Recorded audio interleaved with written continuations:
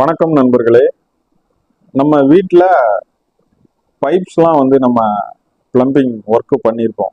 Water நல்லா circulate ஆகணும் அப்படின்னு சொல்லிட்டு ஓவர் டேங்க்ல இருந்து கிச்சனுக்கு, பாத்ரூமுக்கு, நமக்கு எங்கெங்கே தேவையோ அங்கெல்லாம் பிளம்பிங் ஒர்க்கு அழகாக பண்ணி வச்சுருப்போம். கிரவுண்ட் வாட்டர் எடுக்கிறதுக்காக சப்மர்சிபிள் பம்பு அப்படிலாம் கம்ப்ரெசர் பம்பு என்ன செஞ்சுருப்போம், அந்த பைப்ஸ் லைனில் கனெக்ட் பண்ணி விட்டுருப்போம்.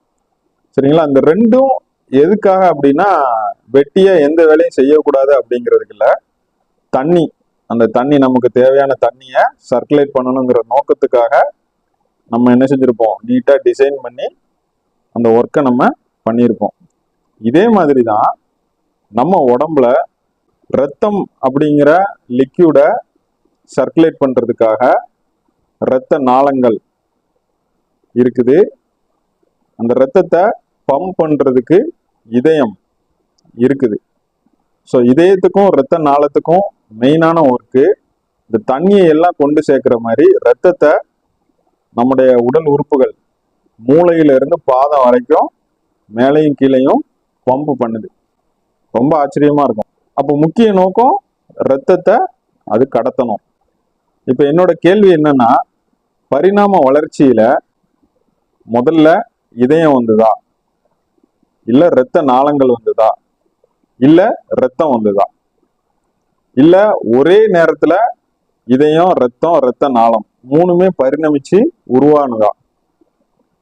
எதனால அப்படி சொல்றேன் அப்படின்னா, இப்போ முதல்ல ரத்தம் உருவாகி இருக்குதுன்னு வச்சுக்கோங்க. எதுக்காக அது உருவாக்கப்பட்டது, எப்படி எல்லா உறுப்புகளுக்கும் உயிரினங்களுக்கு அது கடத்தப்பட்டது, இரத்த நாளங்கள் இல்லாம மேலிருந்து கீழாக, கீழிருந்து மேலாக, இதயம் இல்லாம எப்படி அது பம்ப் செய்யப்பட்டிருக்கும்? ஒருவேளை இதயம் முதல்ல பரிணமிச்சு வந்திருந்துச்சு அப்படின்னா, ரத்தமே இல்லாததுக்காக இதயம் எதுக்காக வரணும், அந்த வால்வ்ஸ்லாம் எதுக்காக, அதோட மெக்கானிசம்லாம் பரிணமிச்சு வரணும்? ஒருவேளை இரத்த நாளங்கள் முதல்ல பரிணமிச்சு வந்திருந்துச்சு அப்படின்னா, இதய வால்வுகள் இல்லாம எப்படி அது கண்ட்ரோல் செய்யப்பட்டது? இதயம் இல்லாம, ரத்தம் இல்லாம எந்த ஒரு பொருள் உயிரினத்தோட தலை முதல் கால் வரை எந்த ஒரு பொருளை பம்ப் செய்தது? இப்படிதான் இந்த பரிணாம வளர்ச்சி என்கிற இந்த கூற்று முழுவதுமே உண்மையில்லாத ஒன்று. கேள்வி மட்டுமே கேட்கும், ஆனால் பதில் எதுவுமே அதனிடம் இருக்காது.